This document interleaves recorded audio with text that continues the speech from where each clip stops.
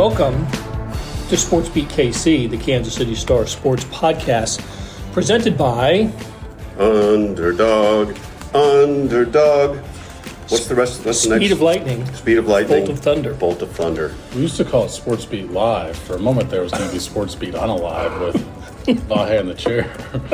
Well, I did. Our audience should know that I almost had an unfortunate lean-back accident in the chair, but like an underdog, I rallied. And Blair and I would have continued on. Well, the show must go on. I would have been all good with that. So the voices that you're hearing belong to Star columnists Vahe Gregorian and Sam McDowell, and I'm Blair Kirchhoff. We're at Chiefs camp, and we're going to talk about, strangely enough, the Chiefs. What?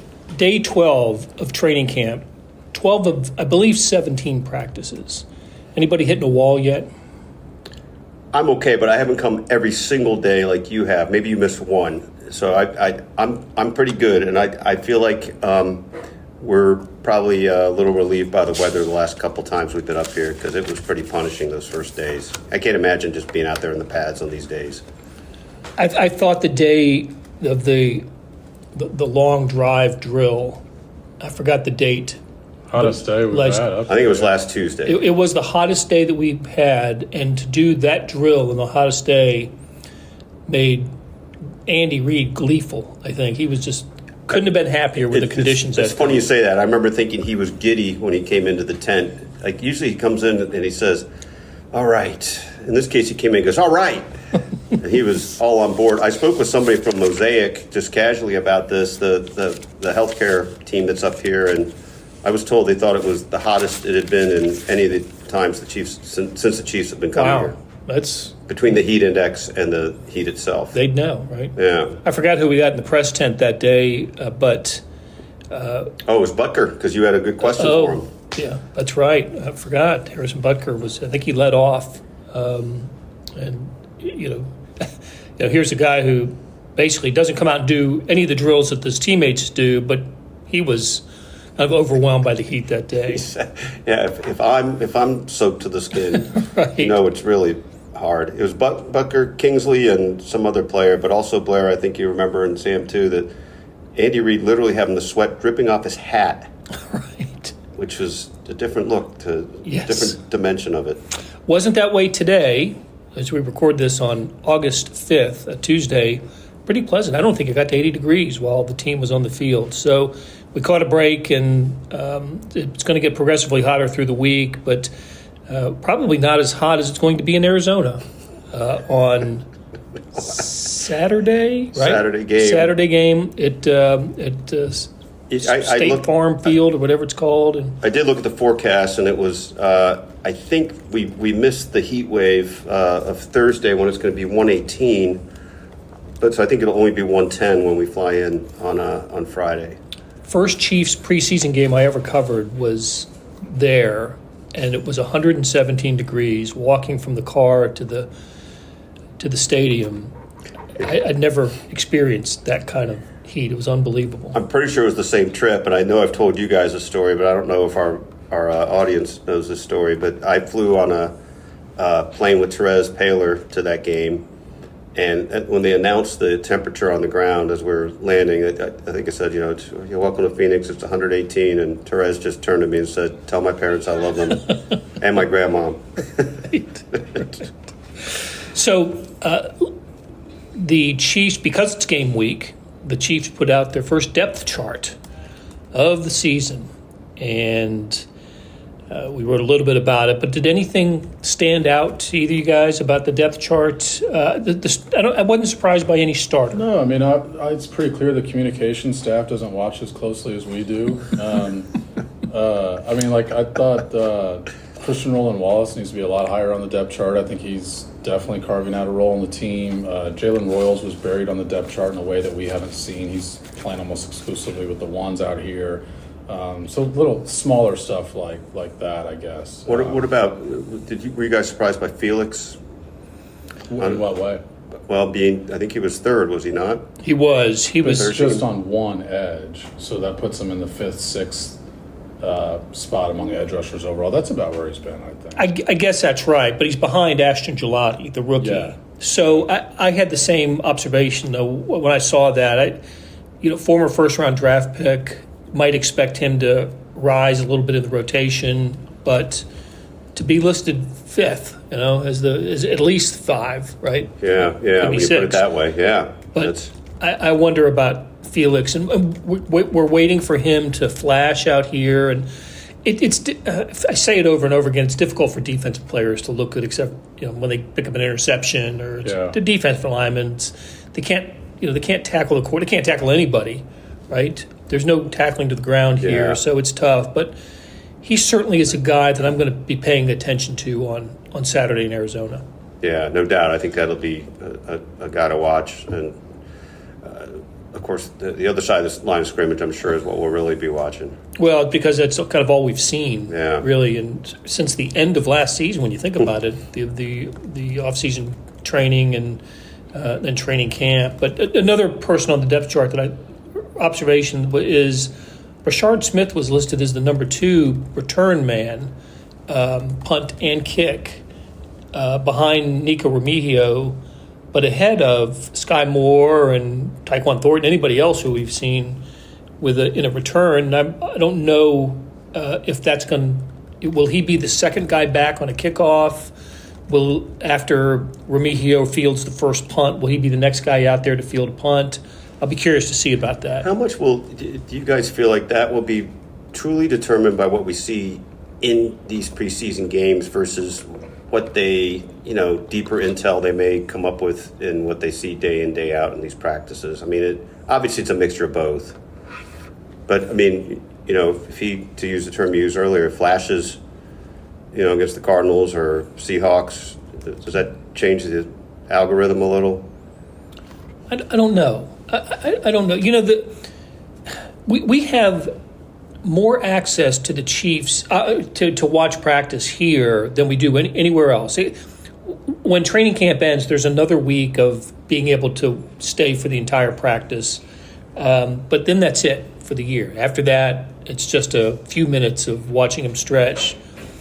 And so, to me, one of the big advantages to being here and to watching practice is to see how they line up and who is running with the first team and the second team. It was here last week where we saw Jalen Moore get some reps at guard over in Kingsley Suamata'ia's place, and we've seen him line up at both tackle positions. So those are the kinds of things that you wouldn't necessarily see, if they made that move during the season. So to kind of circle back to what I was saying, I don't think there were any major surprises on the depth chart. And also it was, I don't know if it was identified as such on the notes, but I've heard it described as the unofficial depth chart. What's the official depth chart? Do you know? Yeah, great question. Well, so does that mean it's not coach sanctioned? I mean, yes, the coaches are not filling out these depth charts. Yeah, and so what's the basis for the input then? It's required by the NFL to put out a depth chart. And the basis, the way it's gathered, is simply their observations. I wasn't joking. It's the communication staff that puts it out. Yeah. So if we put out a depth chart, we'd probably be more accurate than the one that the Chiefs put out. Maybe we shall. Well, I guess we'll be looking forward to hearing from somebody on the communication staff after this outburst of yours. It's not an outburst. They know we watch practice closely. We got a better seat than they do. They don't watch practice at all. Come at me. Well, in fairness, they've got other duties. They do. Mostly monitoring you. There have been a couple of sort of nagging injuries that the Chiefs are having to deal with. Christian Fulton, the cornerback, hasn't practiced yet. He had, as we found out up here, some surgery in the offseason. I don't know when we're going to see him back. He's in the injury tent every day, and I don't know. It's getting to the point now where I wonder if we think about him suiting up for game one, real game one. We'll have to see about that. But more recently, Drew Tranquill, the linebacker, injured his back. Sam, you watched the play. I don't know if you saw the play, but you were the first one who saw him over on the sideline, sort of off by himself, and Rick Burkhalter rushed over there and they carted him off and up the hill. So that to me looms somewhat significant. Yeah, I mean, we didn't see him today. You mentioned the defensive side of the ball. This Hollywood Brown injured again. I think we can't treat as no big deal. But to me, the biggest one is Christian Fulton, because they spent a lot of money on Christian Fulton. I mean, he's making $10 million this year, 20 over 2. And I think Christian Fulton was brought in to allow them to better line up actually in the slot. Even though he's an outside cornerback, you can kick McDuffie into the slot. We've still seen Shamari Connor line up in the slot a lot in this camp, and I just think he's out of position there. I think he's a pretty good safety. I think he's a good dime defense player, but teams picked on him in the slot last year, and I'll say successfully so, because the Chiefs allowed, I think it was the 5th most yards out of the slot last year. And for a defense that finished top 5, when you don't have many weaknesses, like, other teams are aware of that stat too, and they'll find your weakness. And last year was, when Najee Johnson was in there, they tried to go over the top against him deep. We've seen that happen sometimes in camp as Najee Johnson's running with the ones, and then the slot. And the answer to both of those in the Chiefs offseason was adding Christian Fulton, and we've yet to see him in camp. And he's got an injury history too. Like, this is not the first injury he's dealt with. This is already something you could question if he was healthy through camp, is can he make it through a 17-game season? Not having seen him here with only, 5 practices left in St. Joe, I certainly doubt whether or not we'll be seeing him in week 1. It's possible. I'm just saying, what evidence do you have to say you expect him to play in week 1 at this point? Just to flip to the other side of the ball real quick, I mean, the Hollywood Brown injury is, we don't know the extent of it, but it does lead me to be thinking in terms of the possible ripples from it, because now that Rashee Rice's case has been adjudicated, he's soon, we hope, I guess, just for everybody's sake, to get clarity to get his NFL suspension. So to me, it seems like there's, at this point, till we know more about Hollywood Brown, is there not a legitimate chance that the Rice suspension could come in the next few weeks? And do we assume Hollywood Brown's back for the opener at this point? And well, he didn't break a clavicle, which is what kept him out of right. last season. But it's a high ankle, and those are tricky. And the Chiefs might find themselves starting this season where they finished last. Exactly what I got thinking about it. And I don't remember which of you two brought this up, but one of the first things we were thinking about early in the offseason was that when they get this whole cast assembled, it'll be the first time you have Xavier Worthy, Rashee Rice, and Hollywood Brown on the field at the same time. I'm not sure that's going to happen for a while. Yeah, beyond that, to me, it was the fact that those receivers were here last year. Even if Hollywood Brown only played a couple of games late in the season, he did complete training camp before the first preseason game when he got hurt. Xavier Worthy was here all last year, and Rashee Rice, again, if he was hurt, he's still a returning player. And every year, what we're usually talking about on these podcasts at camp is new wide receivers and trying to find connections with Patrick Mahomes. And I thought the Chiefs had a real advantage that actually for once was not a storyline of training camp, is how do you develop a connection between quarterback and receiver?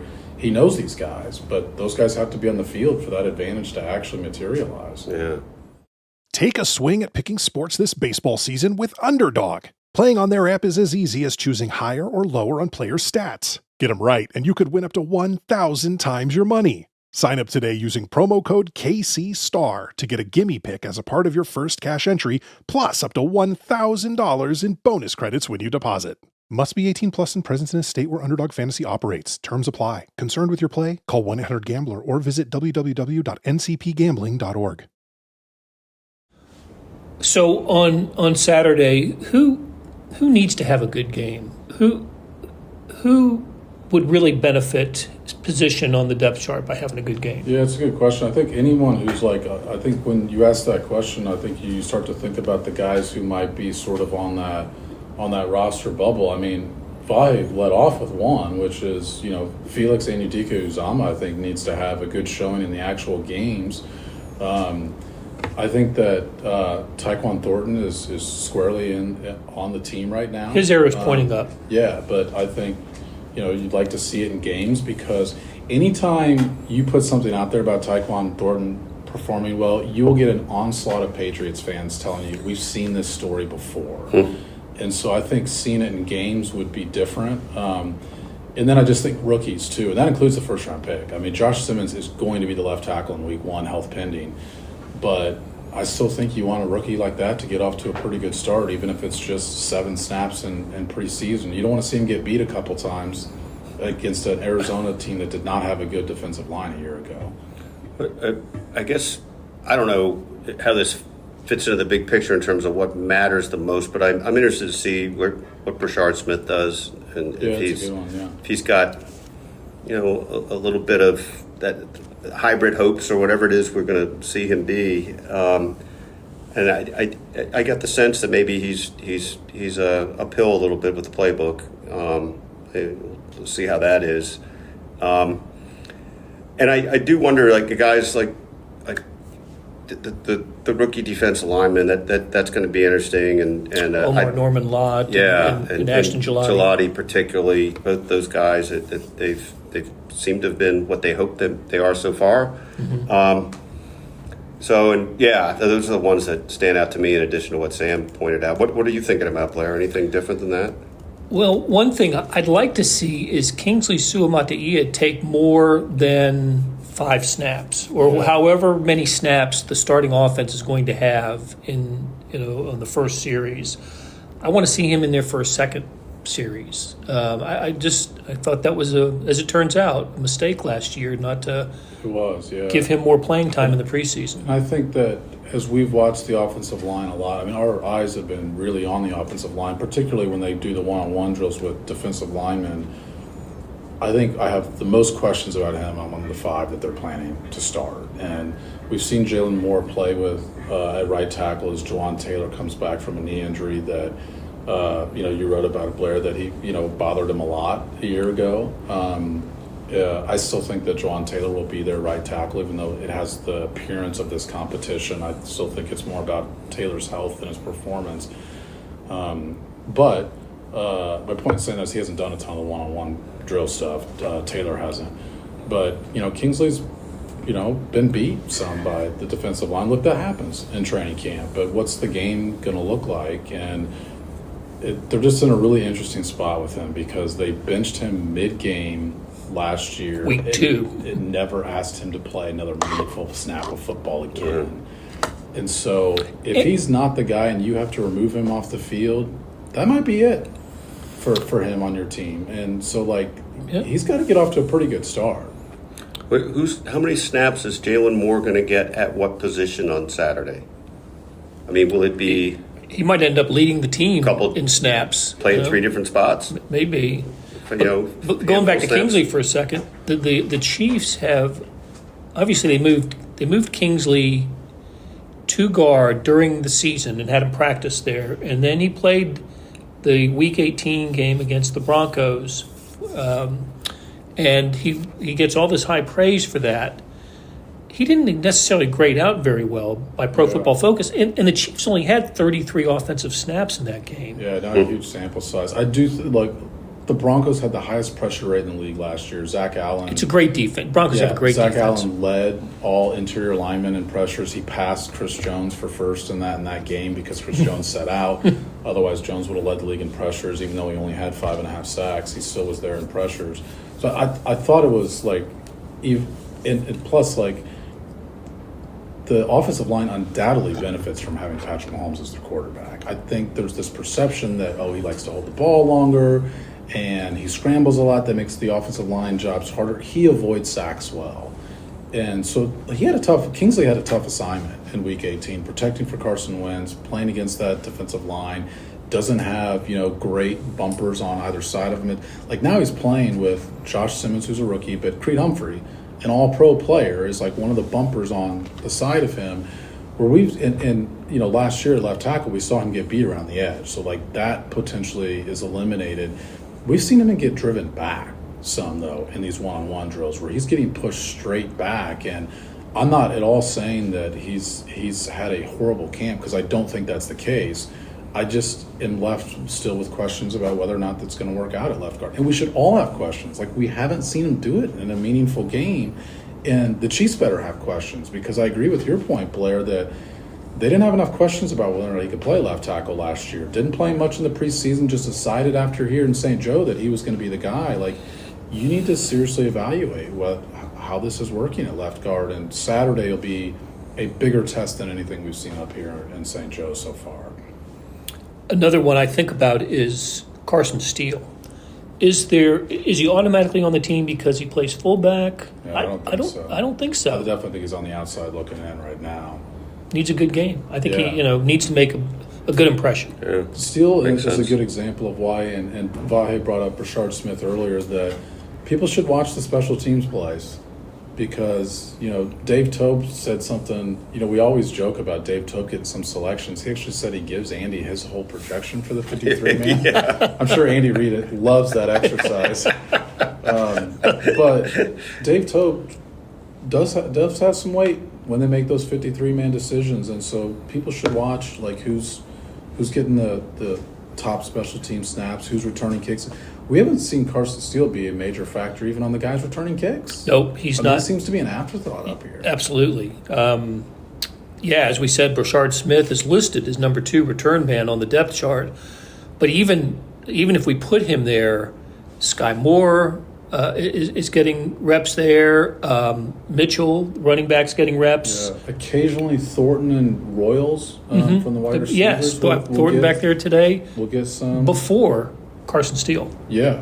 I think he's got an uphill battle. But, last year, I think some of us were impressed a little bit by him because, running backs, as you mentioned, not brought to the ground. It was the first preseason game last year against Jacksonville. I think the Chiefs thought, this is a guy we need to really consider. They had somebody. Yes. Remember, he had the 30-yard run in that game, just which was the bowled highlight over. of the game. Yeah. And so that's the meaning of a game that doesn't count for the standings on Saturday. The mention of Sky Moore made me think, that's our first mention of him. I think he's very much on the outside looking in overall, is he not? Oh, absolutely, yeah. What will it take for him to inspire enough faith to say, okay, we think he can finally do it in games that count?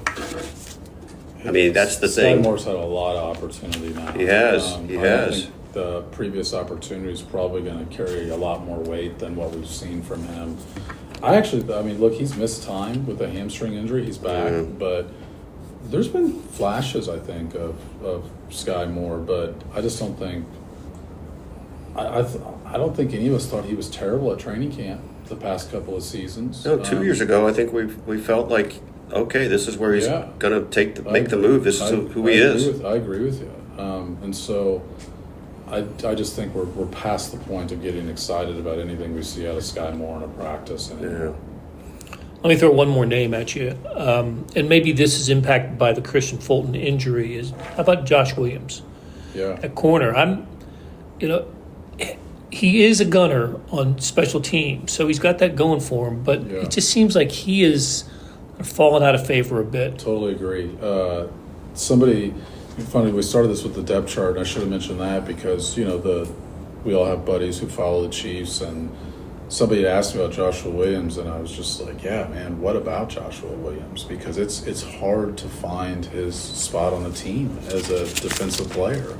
When you go through the cornerbacks, the fact that they added Christian Fulton and drafted Noah Williams in the 3rd round, like those guys are on the team. Najee Johnson's been playing with the ones. I think that the fact that Christian Roland Wallace is a slot corner helps him get on the team. Then you got Jalen Watson and McDuffie. Well, that's 6 corners. You're not keeping 7 cornerbacks. So I think Joshua Williams has an uphill battle as well. He's such a good story too. He's the Great guy for us. Great guy. Like, just terrific talker, smart guy. Division II player at Fayetteville State. Entertaining personality. I think he has an infectious personality in the room too. Yeah. And I don't think that'll carry a ton of weight, but I think that'll matter. The fact that he's a very well liked teammate. And we'll see. We'll see. Like I said, if special teams really saves him here. Well, look, they're going to play 3 preseason games before they get to 53. So, and an additional 16 on the practice squad. We'll have plenty of time to talk about that. I did want to, before we left, I haven't talked to you guys since the trade deadline in baseball. Just a quick thought on how the Royals did. We got to see one of the pitchers that they traded for on Monday night in the series opener against Boston. Bailey Falter, not a good debut for the Royals. 5 runs in the first inning, and he was just getting knocked around. And, of course, we're going to get Ryan Bergert, I guess. Is that how he pronounces it? I think so. I've heard it said a few different ways, but I believe that seems fundamentally sound. One of the 2 pitchers they got in the JJ Picola, that Zoom call said that's how you say it. Yeah. Okay, well, good. Of course, he was one of the 2 pitchers the Royals got in the Freddie Fermin trade with the San Diego Padres. Last night's game notwithstanding, did the Royals come out ahead in the trade deadline?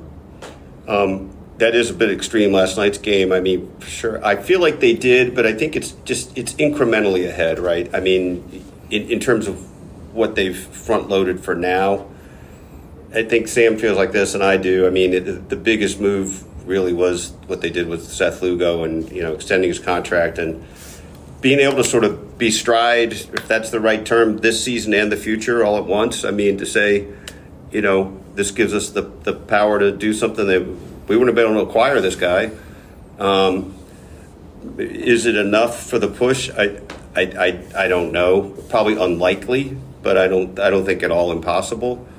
So I think between the way they spent money and the way they sort of were neutral in money on the trade market itself, they got younger with some starting potential pitchers. They need the depth in starting pitchers after the sort of chaos of the last couple of weeks with lingering Reagan's thing and Bubic and Lorenzen. So I think they did well. I mean, what we know is they didn't get the big bat. And I think they got the big name. Yastrzemski. Yeah. They got Yaz. Cool, yeah. Right? It's especially playing in Fenway last night. Yeah. And Homer in his first at-bat in Toronto and all that.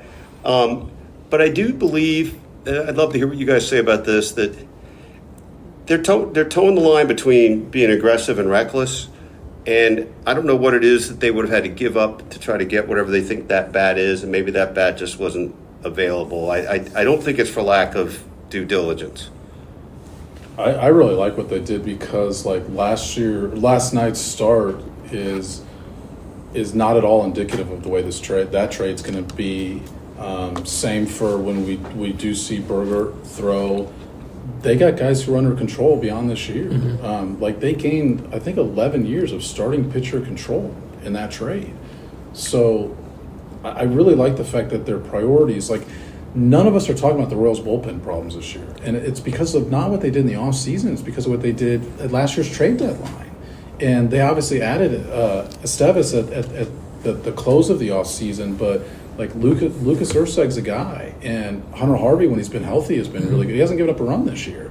And so, to me, as every other team in this offseason is going to be looking for starting pitching, because everyone's always looking for starting pitching, the Royals don't have to look for starting pitching in the offseason. And so, if you want the bat, now you can set your exclusively. That can be what you're prioritizing in the offseason.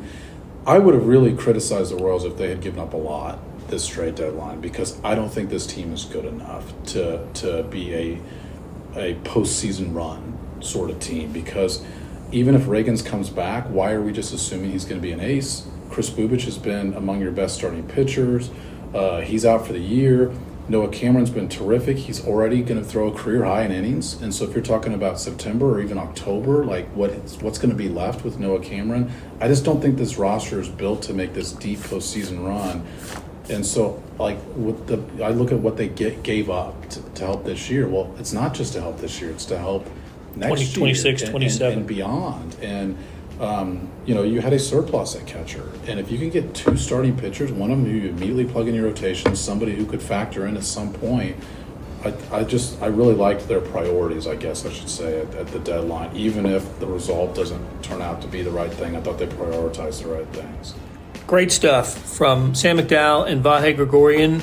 Big thanks to our producers, Randy Mason and Monty Davis, and to our Redditors, Jeff Rosen and Scott Chasen.